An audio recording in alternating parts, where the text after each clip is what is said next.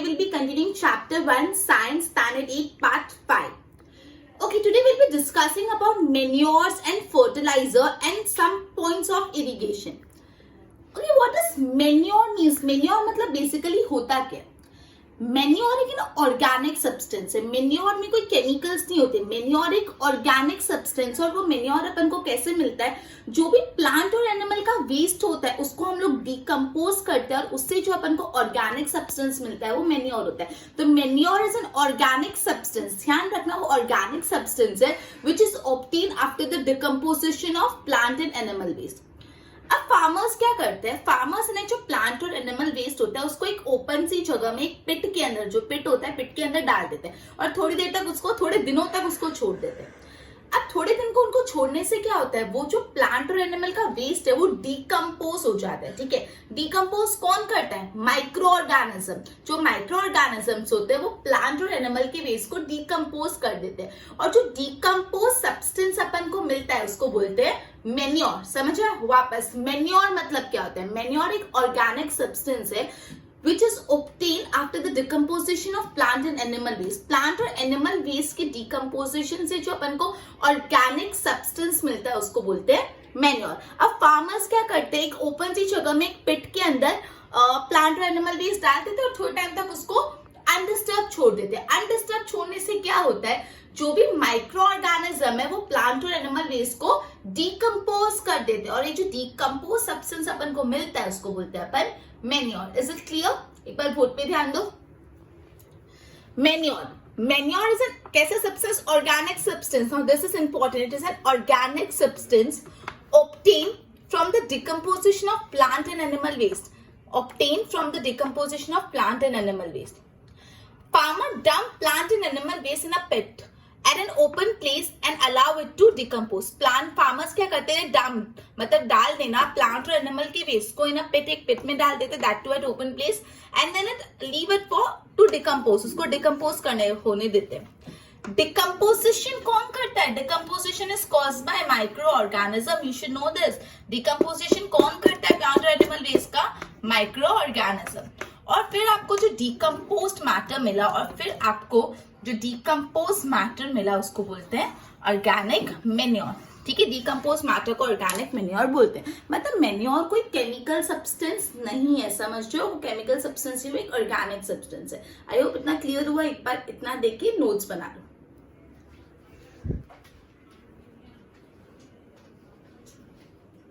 Manure के बारे में डिस्कस किया. Now we will be discussing about fertilizers. Fertilizer और केमिकल्स होते हैं which are rich in certain nutrients. Fertilizer organic substance they are chemicals. वो केमिकल्स और उस केमिकल में कोई पर्टिकुलर न्यूट्रिएंट्स होता है. They are rich in nutrients. अब ये जो फर्टिलाइजर्स होते हैं उनको फैक्ट्रीज में बनाया जाता है. फैक्ट्रीज में फर्टिलाइजर्स बनते हैं. फर्टिलाइजर के एग्जाम्पल क्या है? Urea, ammonia, potash, superphosphate, NPK, nitrogen, potassium, phosphorus. ठीक है, तो ये सारे फर्टिलाइजर्स है. ठीक है, तो अपन ने पढ़ा जो फर्टिलाइजर्स होते हैं वो केमिकल्स होते हैं which are rich in certain nutrients. Fertilizer chemicals है जिसमें कुछ स्पेशल टाइप के न्यूट्रिएंट्स होते हैं which are rich in nutrients. अब फर्टिलाइजर को आप कहाँ बनाओगे? फैक्ट्रीज में जाके आपको फर्टिलाइजर को बनाना पड़ता है. फर्टिलाइजर्स फैक्ट्री पे बनते हैं, आपके फार्म पे या आपके फील्ड पे. मैन्योर में अपन ने क्या पढ़ा था कि फार्मर एक ओपन पिट लेता है, सॉरी एक पिट लेता है, पिट में प्लांट और एनिमल का कचरा डाल देता है, फिर उसको ओपन प्लेस पे रख देता है, माइक्रो ऑर्गेनिज्म उसको डिकम्पोज कर लेते हैं और मैन्योर तैयार. लेकिन फर्टिलाइजर में ऐसा नहीं होता. फर्टिलाइजर आपको फैक्ट्रीज में बनाने पड़ते हैं. क्लियर? और फर्टिलाइजर के एग्जांपल मैंने आपको बताया, यूरिया, अमोनिया, सुपरफॉस्फेट, एनपीके, ये फर्टिलाइजर के एग्जांपल है. ओके, अब फर्टिलाइजर डालने से फार्मर को है ना बेटर यील्ड मिलता है. We have already discuss yield मतलब आउटपुट. फर्टिलाइजर अगर फार्मर अपने क्रॉप में डालता है तो जो आउटपुट है वो ज्यादा आउटपुट आता है फार्मर्स को. लेकिन अगर बहुत ज्यादा फर्टिलाइजर ऐड करेंगे तो उससे तकलीफ भी हो सकती है. क्या तकलीफ होगी? तकलीफ ये होगी जो सॉइल की फर्टिलिटी कम हो जाती है. आपकी जो सॉइल है वो इनफर्टाइल हो जाएगी और सॉइल फर्टाइल नहीं रहेगी तो आपका क्रॉप अच्छे से ग्रो नहीं होगा. तो ये प्रॉब्लम है कि सॉइल की फर्टिलिटी कम हो जाती है. दूसरा, फर्टिलाइजर से वाटर पोल्यूशन भी होता है। आप फील्ड में फर्टिलाइजर डालते हो, फिर फील्ड को पानी देते हो, तो पानी और फर्टिलाइजर मिक्स हो जाते हैं, मतलब पानी कैसा हो गया, फर्टिलाइजर वाला पानी, और वो पानी बह बह के अल्टीमेटली रिवर्स में जाता है, और रिवर्स में पूरा केमिकल्स वाला पानी हो जाता है, तो अल्टीमेटली वापस वाटर पोल्यूशन हो गया। तो फर्टिलाइजर डालने से दो नुकसान है, पहला तो सोइल की फर्टिलिटी खराब हो रही है, और दूसरा नुकसान ये है कि फर्टिलाइजर डालने से वाटर पोल्यूशन हो रहा है। कैसे हो रहा है एक्सप्लेन यू। आप फील्ड में फर्टिलाइजर डाल रहे हो, फिर उसमें पानी तो डालोगे, इरिगेशन तो करोगे, पानी डाला तो पानी और फर्टिलाइजर मिल गए। अब जो पानी कैसा हो गया, फर्टिलाइजर वाला पानी। अब ये पानी धीरे धीरे फ्लो होते होते रिवर में गया, अल्टीमेटली रिवर में तो केमिकल्स ही घुस गए ना, बिकॉज फर्टिलाइजर तो केमिकल ही है। क्लियर। तो अब क्या करें इस चीज के लिए, सॉइल की फर्टिलिटी इंप्रूव करने के लिए अपन क्या कर सकते हैं। सॉइल की फर्टिलिटी इंप्रूव करने के लिए अपन मेन्योर यूज कर सकते हैं in place of fertilizer. Soil की फर्टिलिटी इंप्रूव करने के लिए अपन मेन्योर यूज कर सकते हैं इन प्लेस ऑफ फर्टिलाइजर। दूसरा अपन क्या कर सकते हैं, leave the field uncultivated for some time, मतलब थोड़ी टाइम के लिए ना फील्ड को फैलो छोड़ दो, अनकल्टिवेटेड छोड़ दो। आप फील्ड को जब अनकल्टिवेटेड छोड़ोगे ना, तो धीरे धीरे उसमें जो खोए हुए न्यूट्रिएंट्स है सॉइल में वापस आ जाएंगे। इतनी बात समझे। ओके, तो अपने यहाँ पे पढ़ा फर्टिलाइजर्स क्या होते हैं। तो फर्टिलाइजर्स केमिकल्स होते हैं which are rich in certain nutrients. Fertilizer ऐसे केमिकल होते हैं जिसमें कुछ अच्छे अच्छे न्यूट्रिएंट्स होते हैं, which are rich in nutrients. Fertilizer को फार्म में नहीं बना सकते मेन्योर जैसे, फर्टिलाइजर को फैक्ट्रीज में बनाना पड़ता है। फर्टिलाइजर के example urea, ammonium phosphate, super phosphate, NPK fertilizer के एग्जाम्पल। अब फर्टिलाइजर डालने से फार्मर को बहुत अच्छा यील्ड होता है, आउटपुट अच्छा आता है, लेकिन इसका नुकसान भी है, बिकॉज कोई भी केमिकल वाली चीज है ना, उसमें नुकसान होता है। वो शॉर्ट टर्म के लिए अच्छी लगेगी, लेकिन अल्टीमेटली लॉन्ग रन तो वो नुकसान करने वाले किसी भी चीज में नुकसान होता है। क्या नुकसान होता है केमिकल्स डालने से, केमिकल डालने से, आई मीन फर्टिलाइजर डालने से सॉइल की जो फर्टिलिटी है वो रिड्यूस हो जाती है, और साथ ही साथ वाटर पोल्यूशन भी होता है। कैसे होता है, we have already discussed this. Okay, तो क्या करें सॉइल की फर्टिलिटी रिगेन करने के लिए, तो आप फर्टिलाइजर के बदले मेन्योर यूज कर लो, और या तो क्या करो, आप फील्ड को फैलो छोड़ दो थोड़ी टाइम तक। फैलो मतलब अनकल्टिवेटेड छोड़ दो, उसको ऐसे ही छोड़ दो, मत उस पर कुछ भी कल्टिवेट करो। जब आप उसको आप सोचो कि छोड़ने से क्या फायदा हुआ, छोड़ने से ये फायदा होगा कि जो सॉइल के खोए हुए न्यूट्रिएंट्स है धीरे धीरे नेचुरली सॉइल में वापस आ जाएंगे। Is it clear. बोथ पे ध्यान दो। Fertilizer, fertilizers are chemical which are rich in particular nutrients. Fertilizers are chemicals which are rich in, fertilizer chemical है, ध्यान रखना, which are rich in particular nutrients. Fertilizer कहाँ पे प्रोड्यूस होता है, फैक्ट्रीज में। Fertilizers are produce in factories. Example of fertilizer urea, ammonia, sulphate, super phosphate, potash, NPK, phosphorus, potassium, ये सारे एग्जाम्पल्स है फर्टिलाइजर के। Fertilizer help the farmer to get a better yield. Fertilizer help करता है farmer को एक अच्छा yield, एक अच्छे आउटपुट के लिए, to get a better yield. लेकिन excessive use of fertiliser makes the soil less fertile. अगर एक्सेसिव यूज करोगे फर्टिलाइजर का तो सॉइल लेस फर्टाइल हो जाएगी। Fertiliser have become the source of water pollution also. Fertiliser से वाटर पोल्यूशन भी बहुत ज्यादा हो रहा है। तो to maintain the fertility of soil, अब सॉइल की फर्टिलिटी मेंटेन करने के लिए आप क्या करोगे, first substitute fertiliser with the organic manure. Fertilizer के बदले क्या यूज करो, ऑर्गेनिक मैन्योर यूज करो, और else leave the field uncultivated between two crop. दो क्रॉप के बीच में थोड़े टाइम तक फील्ड को फैलो छोड़ दो, अनकल्टिवेटेड छोड़ दो। आई होप इतना क्लियर हुआ आपको। इतने अच्छे से नोट्स बनाओ, then will be discussing the further topics.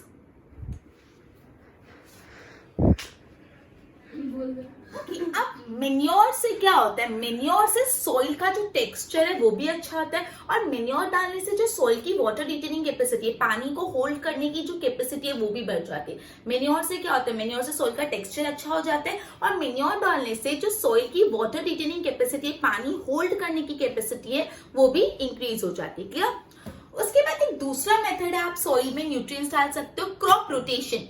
Crop rotation मतलब क्या होता है, सपोज आप एक सीजन में एक क्रॉप ग्रो कर रहे हो, नेक्स्ट टाइम वो सेम क्रॉप मत ग्रो करो, कोई और क्रॉप ग्रो करो। इससे क्या होगा, सॉइल में जो न्यूट्रिएंट्स है धीरे धीरे रिप्लेनिश हो जाएंगे। अगर आप एक ही क्रॉप हर बार ग्रो करे जा रहे हो तो सॉइल का न्यूट्रिएंट्स बहुत बुरी तरह से खत्म हो जाता है। तो आप क्रॉप रोटेशन करो, मतलब क्रॉप को ग्रो करो ऑल्टरनेटिवली। एक सीजन में एक क्रॉप ग्रो किया, दूसरे सीजन में दूसरा, फिर नेक्स्ट सीजन में वापस वो वाला क्रॉप ग्रो करो, मतलब ऑल्टरनेटिवली आप क्रॉप को ग्रो करो। दैट इज इसको बोलते हैं crop rotation. I hope it's clear. Crop rotation मतलब क्या है, दैट इज ऑल्टरनेटिवली आप क्रॉप्स को ग्रो करो, ठीक है, सीजन वाइज, एक सीजन में एक क्रॉप, दूसरे में दूसरा, फिर वापस पहले वाला, ठीक है, ऑल्टरनेटिवली आप क्रॉप्स ग्रो करो। अब रिजोबियम अपन ने पढ़ा, कि रिमेम्बर 7th स्टैंडर्ड में रिजोबियम अच्छे से पढ़ा अपन ने, एक बार रिवाइज करा देती हूँ, फटाफट सुनना। एक एटमॉस्फेयर में नाइट्रोजन होता है, लेकिन वो नाइट्रोजन को हम डायरेक्टली नहीं यूज कर पाते। जैसे एटमॉस्फेयर का कार्बन डाइऑक्साइड, हम नहीं, प्लांट, एटमॉस्फेयर में नाइट्रोजन होता है, प्लांट वो नाइट्रोजन को डायरेक्टली नहीं यूज कर सकते। जैसे प्लांट कार्बन डाइऑक्साइड तो डायरेक्टली यूज कर लेते हैं, लेकिन जो एटमॉस्फेयर में नाइट्रोजन होती है, प्लांट उसको डायरेक्टली नहीं यूज कर पाते। तो ये नाइट्रोजन पहले रूट्स में जाती है, और रूट्स में बैक्टीरिया होता है, वो बैक्टीरिया ये एटमॉस्फेरिक नाइट्रोजन को सोल्यूबल नाइट्रोजन में कन्वर्ट करता है, और फिर ये नाइट्रोजन को प्लांट्स यूज करते हैं, राइट। तो जो बैक्टीरिया है जो एटमॉस्फेरिक नाइट्रोजन को यूजेबल नाइट्रोजन या सोल्यूबल नाइट्रोजन में कन्वर्ट करता है, वो बैक्टीरिया रिजोबियम, जो कहाँ पे प्रेजेंट होता है, जो लेग्यूमिनियस प्लांट्स होते हैं उनके रूट्स में प्रेजेंट होता है। उसका काम क्या होता है, नाइट्रोजन फिक्सेशन का मतलब एटमॉस्फेरिक नाइट्रोजन को यूजेबल नाइट्रोजन में कन्वर्ट करना। क्लियर। तो अपन ने अभी क्या पढ़ा, कि अपन ने पढ़ा मेन्योर डालने से सॉइल का टेक्सचर अच्छा हो जाता है, और वाटर को रिटेन कंटेनिंग कैपेसिटी भी इंक्रीज हो जाती है, water retaining capacity of soil भी इंक्रीज हो जाती है। उसके बाद एक और मेथड है, आप सॉइल में न्यूट्रिएंट्स को रिप्लेनिश कर सकते हैं। क्या मेथड है, ये है क्रॉप रोटेशन। क्रॉप रोटेशन मतलब क्या होता है, आप क्रॉप्स को ऑल्टरनेटिवली ग्रो करो, एक क्रॉप ग्रो किया, फिर नेक्स्ट सीजन दूसरा, फिर मतलब ऑल्टरनेट जाते रहो, ठीक है। इससे सॉइल की जो भी न्यूट्रिएंट्स है रिप्लेनिश हो जाएंगे। ओके, उसके बाद रिजोबियम के बारे में पढ़ा।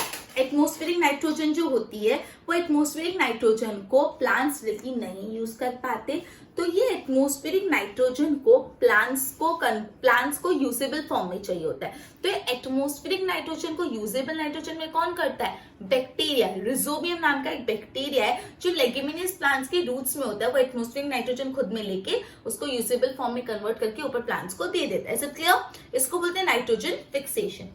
बोर्ड पे ध्यान दो।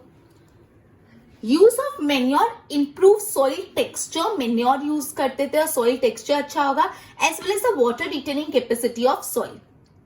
Another method of replenishing the soil with the nutrient is through crop rotation. Another method of replenishing the soil with the nutrients is through crop rotation. This can be done by growing crop alternatively. ये कैसे कर सकते हैं, crops को alternatively grow करो। Rhizobium bacteria are present in the nodules of the roots of leguminous plant. Leguminous plant के जो root nodules होते हैं उसमें कौन सा बैक्टीरिया प्रेजेंट होता है, Rhizobium। और ये क्या करता है, दे fix atmospheric nitrogen. Atmospheric nitrogen को कैसे फिक्स करते हैं मैंने ऑलरेडी समझाया। जो एटमॉस्फेयर में नाइट्रोजन होती है, वो नाइट्रोजन को प्लांट डायरेक्टली नहीं यूज कर पाते, वो नाइट्रोजन को यूजेबल फॉर्म में कन्वर्ट करते हैं रिजोबियम, और प्लांट्स को सप्लाई करता है। इसको बोलते हैं नाइट्रोजन फिक्सेशन, मतलब fixing of atmospheric nitrogen. I hope इतना क्लियर हुआ। इसके अच्छे से नोट्स बना, then will be discussing further topics.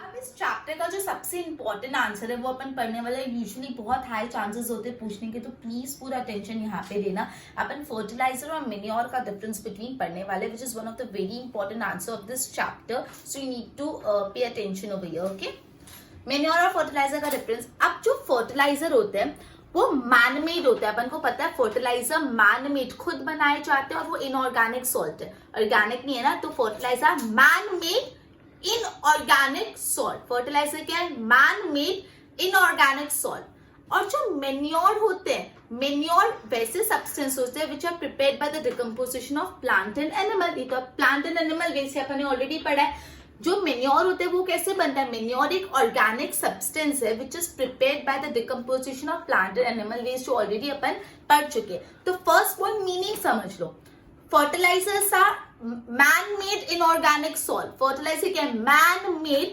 inorganic soil.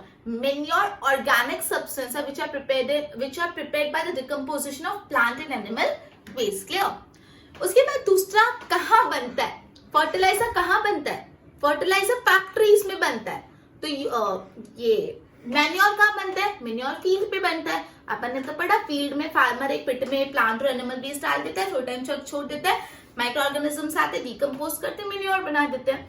तो जो मेन्योर होता है वो कहाँ पे बनता है, फील्ड में बनता है, और जो फर्टिलाइजर है वो कहाँ पे बनता है, फैक्ट्रीज में बनता है। पहला था मीनिंग, दूसरा था कहाँ बनता है। क्लियर।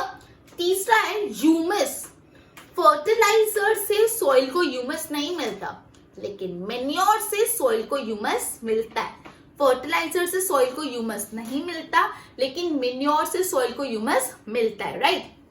नेक्स्ट है फर्टिलाइजर में ना बहुत सारे न्यूट्रिएंट्स होते हैं, प्लांट न्यूट्रिएंट्स, जैसे नाइट्रोजन, फॉस्फेट, पोटेशियम, ये सारे न्यूट्रिएंट्स बहुत ज्यादा क्वांटिटी में होते हैं, लेकिन मेन्योर में न्यूट्रिएंट्स कंपैरेटिवली लेस क्वांटिटी में होते हैं। समझ आ रहा है।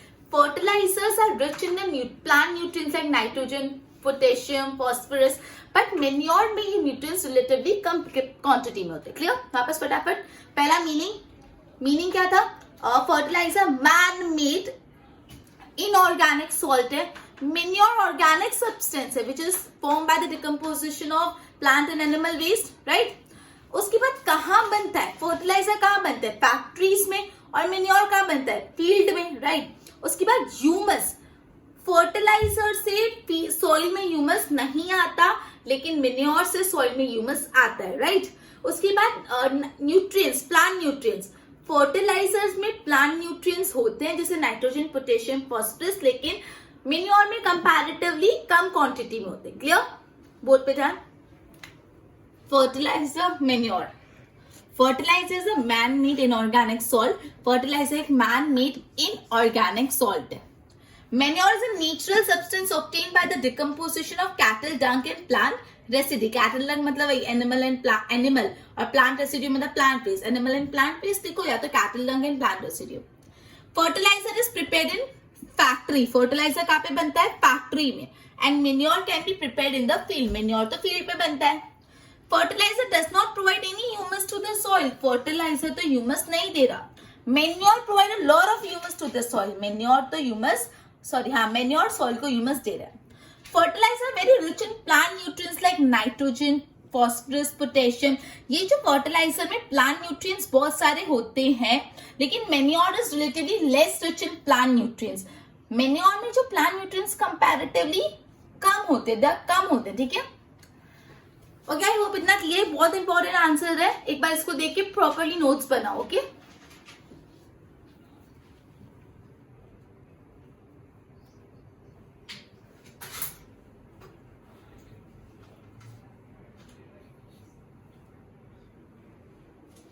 अभी अपन एक और इंपॉर्टेंट आंसर पढ़ने वाले मेन्योर के फायदे, एडवांटेजेस ऑफ मेन्योर। अब मेन्योर फर्टिलाइजर से बेटर क्यों है? Why manure is better than fertilizer? Manure fertilizer से बेटर क्यों है? मेन्योर के क्या फायदे? या तो ऐसा पूछ सकते हैं what are the advantage of manure, या पूछ सकते हैं why manure is better than fertilizer. तो पहला, मेन्योर से सॉइल टेक्सचर अच्छा हो जाता है। Manure improves the soil texture, soil का टेक्सचर अच्छा हो गया। दूसरा, manure water retaining capacity of soil बताता है। मेन्योर से सॉइल की जो पानी होल्ड करने की क्षमता होती है, कैपेसिटी होती है, वो बढ़ती है, वो ज्यादा देर तक पानी होल्ड कर पाती है। तीसरा, मेन्योर से फ्रेंडली माइक्रो ऑर्गेनिजम्स इंक्रीज होते हैं। मेन्योर डालने से सॉइल में ऐसे माइक्रो ऑर्गेनिजम्स होते हैं जो फ्रेंडली होते हैं, फ्रेंडली मतलब अच्छे होते हैं, फ्रेंडली माइक्रो ऑर्गेनिजम्स इंक्रीज होते हैं, ठीक है। उसके बाद मेन्योर से सॉइल पोरस हो जाता है। पोरस होने से कारण क्या होता है? सॉफ्ट पोरस, छोटे छोटे होल्स हो जाते हैं, तो जो गैसेस का एक्सचेंज होता है सॉइल में वो इजी हो जाता है। मेन्योर के 4 फायदे। पहला, मेन्योर से सॉइल टेक्सचर अच्छा होता है। दूसरी बात, सॉइल की जो वाटर रिटेनिंग कैपेसिटी होती है वो इंप्रूव होती है, वो इंक्रीज होती है। सॉइल पोरस बन जाती है, पोरस बनने से जो गैसियस एक्सचेंज होता है वो इजी हो जाता है, और फ्रेंडली माइक्रो ऑर्गेनिज्म इंक्रीज होते हैं। 4 पॉइंट्स है, ठीक है। बोर्ड पे ध्यान। Advantage of manure, important answer. Manure is better than fertilizer because manure fertilizer से better है, because first it enhances the water holding capacity of soil. इससे soil की water holding capacity increase होती है. It makes soil porous due to which exchange of gases became easy. It makes soil porous. Soil porous हो जाती है जिससे exchange of gases easy हो जाता है. Increase number of friendly microorganisms increase करता है, and improves the texture of soil. Soil का जो टेक्सचर होता है वो भी इम्प्रूव होता है। क्लियर? आई होप इतना क्लियर हुआ। इसके प्रॉपरली नोट्स बना लो, then will be discussing further. Okay, अभी अपन एक और इम्पोर्टेंट टॉपिक पढ़ रहे हैं अबाउट इरिगेशन, राइट। अब प्लांट को वाटर कहाँ से मिलता है? सॉइल से। जो प्लांट के रूट्स होते हैं वो सॉइल में से पानी एब्सॉर्ब कर लेते हैं। प्लांट में 90% वाटर होता है, प्लांट में 90% पानी होता है, राइट। अब वाटर क्यों एसेंशियल है प्लांट के लिए? प्लांट के लिए वाटर बहुत एसेंशियल है क्योंकि सॉइल के लिए वाटर क्यों एसेंशियल है? सॉइल के लिए वाटर बहुत एसेंशियल है बिकॉज जो भी सीड्स का जर्मिनेशन होता है, सीड्स का जो जर्मिनेशन होता है वो ड्राई कंडीशन में नहीं हो पाता। सीड्स तभी जर्मिनेट हो पाते जब प्रॉपर वाटर सप्लाई होता है, प्रॉपर वाटर सप्लाई की कैपेसिटी हो, तभी सीड्स कल्टिवेट हो पाते, सीड्स जर्मिनेट हो पाते, राइट। अब जो भी वाटर में न्यूट्रिएंट्स डिसॉल्व होते हैं वो अलग अलग पार्ट्स ऑफ द प्लांट को मिल जाते हैं। पानी में जो भी न्यूट्रिएंट्स डिसॉल्व होते हैं वो different different parts of the plant को मिल जाते हैं। अब supply of the water to crops at regular interval of time is called irrigation. आप क्रॉप को एक रेगुलर इंटरवल ऑफ टाइम में जो पानी सप्लाई करते हैं उसको बोलते हैं irrigation. This definition is important. What is irrigation? मतलब आप अपने क्रॉप को regular interval of the time में जो पानी सप्लाई करो उसको बोलते हैं irrigation. Supply of water to the crop at regular interval of time is called irrigation.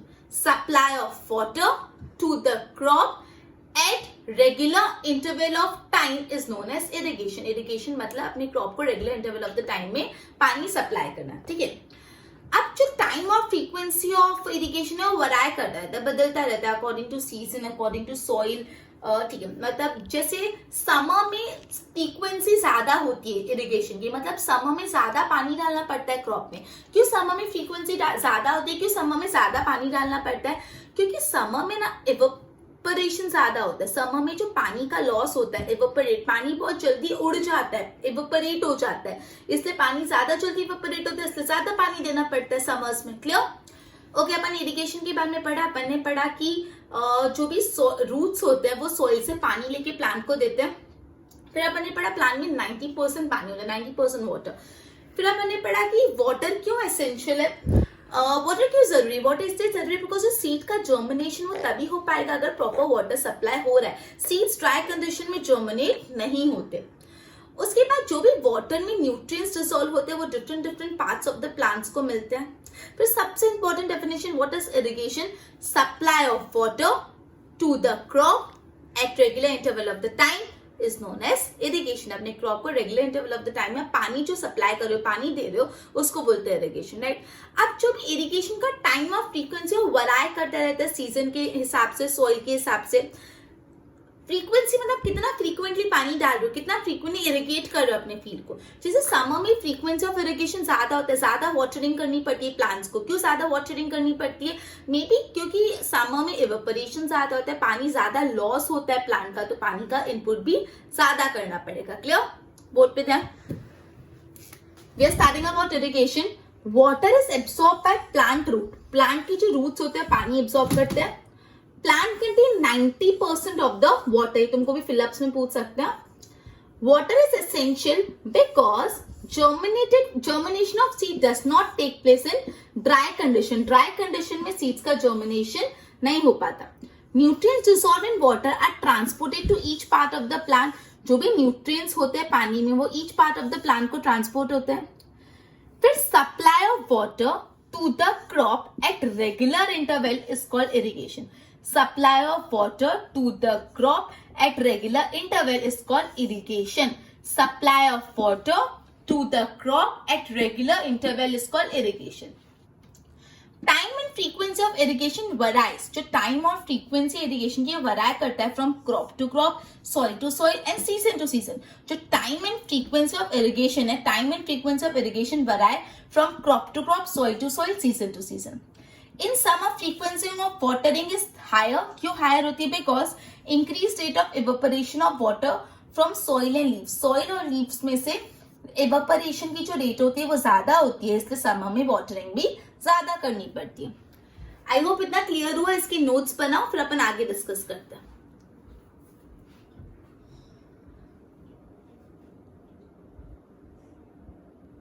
Okay, अब इरिगेशन के बारे में अपन ने पढ़ा। अब सोर्सेस ऑफ इरिगेशन क्या होता है, इरिगेशन कहाँ से हो सकता है, तो sources of irrigation well, tube well, canals, ये सब, ठीक है। अभी इंपॉर्टेंट आंसर है, इजी बट इंपॉर्टेंट की, right, sources of irrigation well, tube well, canals, rivers, dams, simple. Okay, अभी तक अपन ने जितना भी करा उसको सम अप कर लेते हैं। अपन ने जैसे ही चैप्टर स्टार्ट किया, we studied about manure. Manure एक ऑर्गेनिक सब्सटेंस है जो प्लांट और एनिमल वेस्ट की डिकम्पोजिशन से बनता है, और ये डिकम्पोजिशन माइक्रो ऑर्गेनिजम्स करते हैं। फार्मर मेन्योर प्लांट और एनिमल के वेस्ट को एक पिट में डाल के थोड़े टाइम तक छोड़ देते हैं, माइक्रो ऑर्गेनिज्म उस पर एक्ट ऑन करके उसको डिकम्पोज करके मेन्योर बना देते हैं, ठीक है। फिर अपन ने पढ़ा था फर्टिलाइजर्स। फर्टिलाइजर केमिकल सब्सटेंस होते हैं, they are rich in particular nutrients. Fertilizers factories में बनते हैं, एग्जांपल पढ़ा था एनपीके, सुपरफॉस्फेट, यूरिया, ये सब। फिर पढ़ा था फार्मर यूजुअली फर्टिलाइजर ज्यादा डालने की कोशिश करते हैं जिससे यील्ड ज्यादा है, लेकिन फर्टिलाइजर ज्यादा डालने से दो तकलीफ होती है। पहला, सॉइल की फर्टिलिटी खराब हो जाती है, दूसरा वाटर पोल्यूशन भी होता है। तो क्या कर सकते हैं, तो आप क्या करो, फर्टिलाइजर के बदले मेन्योर यूज करना चालू करो, और थोड़े टाइम तक फील्ड को फैलो रहने दो, अनकल्टिवेटेड रहने छोड़ दो। अगर आप फील्ड को छोड़ोगे तो उसमें वापस न्यूट्रिएंट्स रिप्लेनिश हो जाएंगे। फिर एक क्रॉप रोटेशन का अपने पॉइंट पता है। क्रॉप रोटेशन क्या होता है, क्रॉप रोटेशन भी एक तरीका है जिससे आप अपने सॉइल की न्यूट्रिएंट्स रिप्लेनिश कर सकते हो। आप है ना, एक क्रॉप ग्रो करो, फिर नेक्स्ट टाइम सेम क्रॉप मत ग्रो करो, कोई और ग्रो करो, फिर वापस नेक्स्ट टाइम पहले वाला ग्रो करो, मतलब क्रॉप को ऑल्टरनेटिवली ग्रो करो, राइट। फिर मैंने रिजोबियम के बारे में पढ़ा। रिजोबियम एक बैक्टीरिया है जो एटमॉस्फेरिक नाइट्रोजन को यूजेबल नाइट्रोजन में कन्वर्ट करता है, और ये रिजोबियम कहाँ प्रेजेंट होता है, root nodules of leguminous plant. Leguminous plant के रूट नोड्यूल्स में प्रेजेंट होता है, राइट। तो रिजोबियम का काम क्या होता है, नाइट्रोजन फिक्सेशन। रिजोबियम का काम होता है नाइट्रोजन फिक्सेशन। फिर हमने मेन्योर के 4 फायदे पढ़े। मेन्योर के एडवांटेज है, पहला, मेन्योर से सॉइल टेक्सचर इंप्रूव होता है, वाटर रिटेनिंग कैपेसिटी इंक्रीज होती है, सॉइल पोरस बन जाते हैं जिससे एक्सचेंज ऑफ गैसेस इजी हो जाता है, और 4th point, friendly micro organisms भी इंक्रीज हो जाते हैं, राइट। फिर अपन ने इरिगेशन के बारे में पढ़ा। इरिगेशन सिंपली इतना तुम याद रखना, supply water to the crop at regular interval of time. आप अपने क्रॉप को पानी दो that too at regular interval of the time, उसको बोलते हैं इरिगेशन, क्लियर। फिर अपन ने सोर्सेस ऑफ इरिगेशन पढ़े, वेल, ट्यूबवेल, कैनल्स और ये सब, ठीक है। आई होप इतना क्लियर हुआ। आज का अपना लेक्चर इधर ही खत्म होता है, आप इसको देख के एक बार अच्छे से नोट्स बना लो। Thank you.